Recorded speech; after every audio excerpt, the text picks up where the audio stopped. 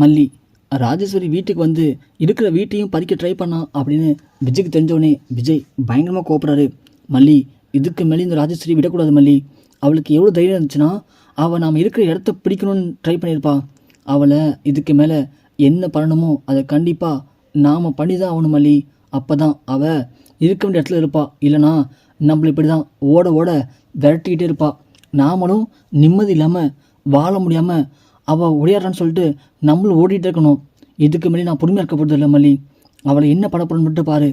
இல்லை விஜய், நீங்கள் ஃபஸ்ட்டு கோவப்படாதீங்க. உங்களை கோவப்படுத்தி அது மூலிமா அவள் ஏதாவது ஆதாயம் தேடணும்னு ட்ரை பண்ணுறா. நீங்களும் அதுக்கேற்ற மாதிரி கோவப்பட்டு வேணாம் விஜய், பிரச்சனையை பெருசாக்காதீங்க, விட்டுருங்க விஜய், மீதியை நான் பார்த்துக்கிறேன். என்ன மல்லி சொல்கிற? நீ என்ன பார்க்க போகிற? வேணாம் மல்லி, நீ நினைக்கிறது அவள் சாதாரண ஒரு பாம்புன்னு நினைக்கிற. அவள் சாதாரண பாம்பு இல்லை. அவள் உடம்பு ஃபுல்லாக விஷம் வச்சுருக்க ஒரு விஷ பாம்பு. அவளை நாம் என்ன பண்ணாலும் சரி மல்லி, பிரச்சனை நமக்கு தான். அவளை வேறு மாதிரி தான் டீல் பண்ணணும். இல்லை விஜய், நீங்கள் அவளை எதாவது பண்ணுறேன்னு சொல்லி போய் நீங்கள் அவள்கிட்ட மாட்டிக்காதீங்க விஜய். நீங்கள் சொன்ன மாதிரி அவள் விஷ பாம்பு தான். அவளை விட்டுருங்க. எனக்கு தெரிஞ்ச அவள் இனிமேல் நம்மள்கிட்ட வரமாட்டான்னு நினைக்கிறேன். என்ன மல்லி சொல்கிற? வரமாட்டானா எப்படி? ஆமாம் விஜய், உங்கள் வேலையும் பறிச்சிட்டா, என் வேலையும் பறிச்சிட்டா, இப்போ வீட்டை போடுற அளவுக்கு வந்துட்டா. இதுக்கு மேலேயும் நம்மள்கிட்ட ஒன்றுமே இல்லை விஜய். நம்மள்கிட்ட இருக்கிறது என்ன சொல்லுங்கள் பார்க்கலாம். அவளால் இனிமேல் நம்மள்ட்ட வந்து எதையுமே பிடுங்க முடியாது அப்படின்னு மல்லி சொல்கிறாங்க. இப்படி இருக்கும்போது நம்ம ராஜேஸ்வரி சும்மா இருப்பாங்களா? ராஜேஸ்வரி யோசிச்சுட்டாங்க.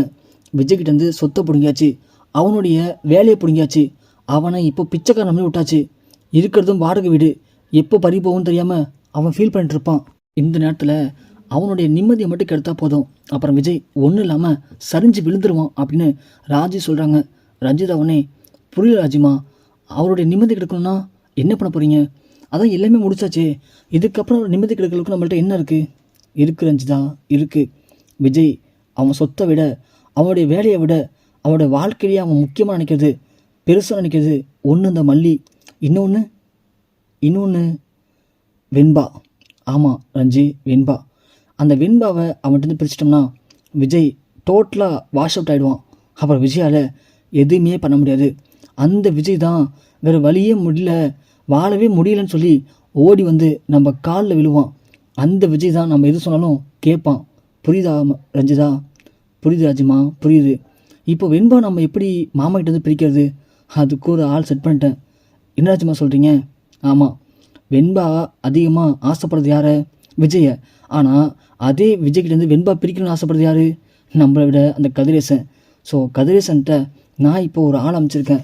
அவன் போய் கொளுத்தி போகிற கொளுத்தில் கண்டிப்பாக கதிரேசன் வேறு வழியே இல்லாமல் வெண்பாவை எனக்கு கொடுத்தே ஆகும்னு சொல்லி அவனே ஒரு சின்னதாக பிளான் போடுவான். அந்த பிளான் போடுற அளவுக்கு நான் இப்போது ஒரு தீப்பெட்டியை பறக்க விட்டுருக்கேன். ராஜிமா, நீங்கள் என்ன சொல்கிறீங்க? புரியல எனக்கு. ஐயோ ரஞ்சி, நான் நமக்கு தெரிஞ்ச ஒரு ஆளை ஜோசியாக செட் பண்ணி இப்போ கதிரேசன் வீட்டுக்கு அனுப்பியிருக்கேன். எதுக்கு ராஜிமா? அவன் போயிட்டு சோழியை உருட்டுவான். உருட்டிட்டு இது மாதிரி நீங்கள் நினைக்கிறது என்ன, உங்கள் பொண்ணுக்கு ஒரு நல்ல தீர்வு வேணும்னு நினைக்கிறீங்க, உங்கள் பொண்ணை பிரிஞ்சு நீங்கள் கஷ்டப்படுறீங்க, ஆனால் உங்கள் பொண்ணு ரூபத்தில் தான் ஒரு குழந்தை அந்த வீட்டில் வாழ்ந்துட்டுருக்கு, அதுதான் உங்கள் பேத்தி. ஸோ உங்கள் பேத்தியை கொண்டு வந்து உங்கள் வீட்டில் உங்கள் கண் முன்னாடி வளர்த்திங்கன்னா கண்டிப்பாக உங்கள் பொண்ணோடைய ஆசையத்தையும் நிறைவேற்றின மாதிரி இருக்கும். உங்கள் பொண்ணோட ஆத்மாவும் அந்த பொண்ணு கூட இருந்து உங்கள் கூட சேர்ந்து வாழணும்னு துடிக்குது. அந்த ஆசை நிறைவேறும். அதுக்கு நீங்கள் உங்கள் பேத்தியை உங்கள் கூட வச்சு வளர்க்கணும் அப்படின்னு அவன் ஒரு பிட்டை தூக்கி போடுவான். கதிரேசன் சும்மா இருப்பானா? ஏற்கனவே கதிரேசன் தான் பொண்ணுடைய குழந்தை எனக்கு தான் சொல்லி நிறைய முறை பிரச்சனை பண்ணியிருக்கான். ஆனால் விஜய் எப்படியும் சமாளிச்சிட்டான். இந்த முறை மாட்ட போகிறான். அதுக்கும் ஒரு ஐடியா பண்ணிட்டேன். என்ன ராஜிமா, இப்படி திட்டத்து மேலே திட்டம் போட்டுகிட்டே இருக்கீங்க? ஆமாம் ரஞ்சி, அந்த விஜயை டோட்டலாக வாஷ் அவுட் பண்ணணும்னா இதெல்லாம் பண்ணி தான் ஆகணும். ஏன்னா இப்போ கதிரேசன் வந்து என் வெண்பாவை என்கிட்ட கொடுன்னு சொன்னால் விஜய் கொடுத்துருவானா? கொடுக்க மாட்டான். அதுக்கு விஜயை பயமுறுத்தணும். அதுக்கு தான் நான் என்ன பண்ணியிருக்கேன், லாயர் மூலயமா இப்போது கதிரேசனுக்கு இன்னொரு தீப்பையும் எரிய வச்சுருக்கேன். அது என்ன ராஜிமா? ஒன்றும் இல்லை, வக்கீல் போயிட்டு அந்த குழந்தைய நீங்கள் கொண்டு வரணும் அப்படின்னா அதுக்கு வழியே இல்லை. அதுக்கு சட்டமும் அதே மாதிரி சாட்சியும் உங்கள் பக்கம் இருக்கணும். ஆதாரம் வலுவாக இருந்தால் வேறு வழியே இல்லாமல் விஜயை குழந்தைய விட்டு கொடுத்துருவான். இல்லைனா கோர்ட்டு குழந்தைய வாங்கி உங்கள்கிட்ட கொடுத்துரும். அதுக்கு நமக்கு தேவை ஒரே சாட்சி மட்டும்தான் அப்படின்னு வக்கீல் சொல்லுவார். அது கதிரேசன் கேட்பான், என்ன சாட்சி? உங்கள் பொண்ணு ரேணுகாவை கொன்னது யார்? அதுக்கு தான் சாட்சி வேணும். ஸோ உங்கள் பொண்ணை கொன்னது விஜய் தான் அப்படின்னு யாராவது ஒரு ஆள் அதுவும் விஜய்க்கு தெரிஞ்ச ஒரு ஆள் யாராவது பக்கவாக சாட்சி சொன்னாங்கன்னா அப்புறம் கேஸ் டோட்டலாக நம்ம பக்கம் வந்துடும். ஒரு கொலையாளிகிட்ட கண்டிப்பாக அந்த பொண்ணு வளரக்கூடாதுன்னு கோர்ட்டே முடிவு பண்ணி வேறு வழியே இல்லாமல் குழந்தைய உங்கள் பக்கம் அனுப்பிடுவாங்க. அப்புறம் நீங்கள் ஆசைப்பட்ட மாதிரி வெண்பா குட்டி உங்கள் கூட வந்துடுவா. இது மட்டும் நடந்துச்சுன்னா அப்புறம் நீங்கள் நினச்சது எல்லாமே ஆட்டோமேட்டிக்காக நடக்கும் அப்படின்னு சொல்கிறாங்க. கதிரேசன் உடனே நீங்கள் சொல்கிறதெல்லாம் புரியுது வைக்கல, ஆனால் நம்மக்கிட்ட யார் இருக்கா சொல்லுங்கள் பார்க்கலாம். எல்லாமே விஜய்க்கு தான் சப்போர்ட் பண்ணுவாங்க. விஜய் தான் கொலைக்காரன்னு யார் சொல்ல முடியும்? நானும் என் பொண்ணு சொன்னால் கோர்ட்டு ஏற்றுக்குமா? அது எப்படிங்க ஏற்றுக்கும்? ஏற்றுக்காதுங்க. ஆனால் விஜய் கூட இருக்கிற அந்த வீட்டில் இருக்கிற ஒரு ஆள் சொன்னால் கண்டிப்பாக கோர்ட்டு ஏற்றுக்கும். விஜய் கூட இருக்கிறது யார்?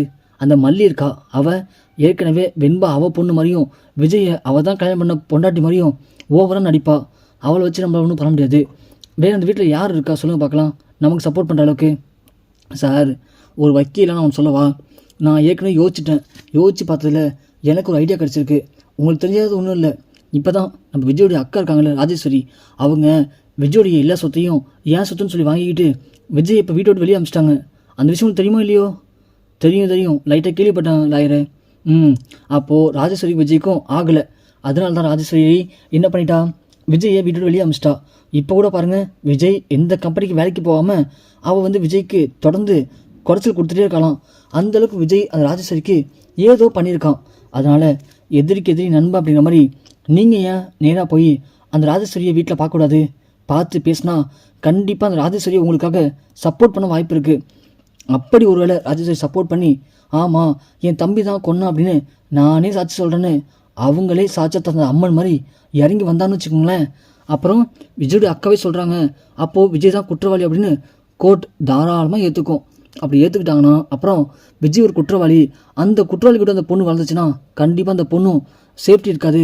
அந்த பொண்ணோட வளர்ப்பில் பிரச்சனை இருக்குன்னு சொல்லி குழந்தைய உங்ககிட்டே கொடுத்துருவாங்க. அப்புறம் நீங்கள் ஆசைப்பட்ட மாதிரி வெண்பா குழந்தைய நீங்களே வளர்க்கலாம். எப்படி சார் அப்படின்னு சொல்லுவோம். உன்னை கதிரேசன், வக்கீலே என்னையா என்னைக்கு இல்லாமல் இன்னைக்கு இவ்வளோ கருத்தாக பேசுகிற அப்படின்னு கதிரேசன் வக்கீலை பாராட்டுறாங்க. வக்கீல் மனசில் நினச்சிக்கிறாரு, அடப்போயா நானாக யோசித்தேன், எல்லாம் ராஜேஸ்வரி யோசிச்சு கொடுத்தா, நான் அப்படியே ஒப்பிச்சிட்ருக்கேன், அவ்வளோதான். இது எல்லாமே அவப்பட திட்டம் தானே. எப்படியோ கதிரேசன் நம்பிட்டான். அவள் கதிரேசன் ராஜேஸ்வரி போய் பேச போகிறான் நம்மளுக்கு. அப்போது அந்த அம்மா சொன்ன மாதிரி நமக்கு 10 லட்சம் பணம் வரப்போகுது அப்படின்னு லாயர் சந்தோஷப்படுறான். அதாவது இது எல்லாமே ராஜேஸ்வரி திட்டப்படி நடக்குது. ஸோ ராஜேஸ்வரி இப்போது விஜயை பழி வாங்கிறதுக்கு வெண்பாவை தூக்க போகிறாங்க. அதுக்காக இப்போது கதிரேசனை தனக்காக யூஸ் பண்ணிக்கிறாங்க. ஸோ கதிரேசனும் அது தெரியாமல் வெண்பாவை எப்படியாவது விஜய்கிட்ட பிரிச்சாகணும் அப்படின்னு ராஜேஸ்வரி போட்ட திட்டத்தில் எப்படி மீன் தூண்டில் மாட்டுமோ அதே மாதிரி கதிரேசனும் போய் ராஜேஸ்வரி கூட கூட்டணி சேர போகிறான். ஸோ ராஜேஸ்வரி கதிரேசன் 2 பேர் சேர்ந்து விஜயை அட்டாக் பண்ண போகிறாங்க. விஜய் இதுலேருந்து எப்படி தப்பிக்க போகிறாரு, எப்படி மீண்டு வர போகிறாரு, எப்படி பழைய விஜயா மாற போகிறாரு அப்படிங்கிறது கண்டிப்பாக இனிமேல் ரொம்ப பரபரப்பாக போக போகுது.